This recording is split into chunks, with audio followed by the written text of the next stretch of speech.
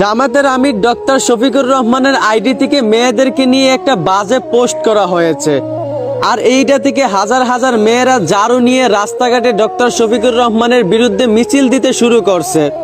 অথচ এই পোস্টটা উনি নিজে করেন নাই, ওনার আইডিটা হ্যাক করে করা হয়েছে। তবুও তারা এইটা না জেনেই ডক্টর শফিকুর রহমানের বিরুদ্ধে মিছিল দিতে শুরু করছে।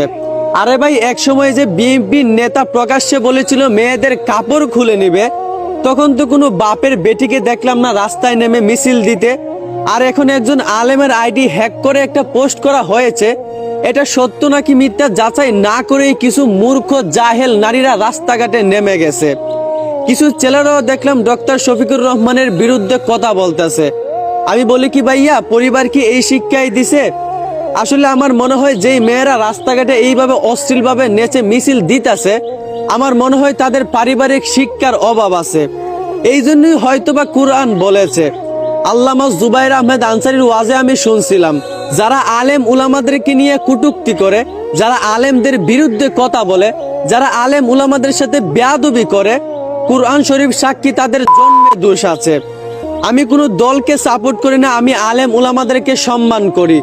আমার বিশ্বাস নবীজির সুন্নতি জামা গায়ে একজন টুপি পাঞ্জাবি সাদা দাড়িওয়ালা মুরব্বী কখনোই আমার মা বোনদেরকে নিয়ে এরকম বাজে পোস্ট করতে পারে না। আর যারা এইটা বিশ্বাস করবে না, আমার মনে হয় তারা এখনো পরিপূর্ণ মুসলমান হতে পারে নাই। আশা করি বুঝতে পারছেন। ধন্যবাদ।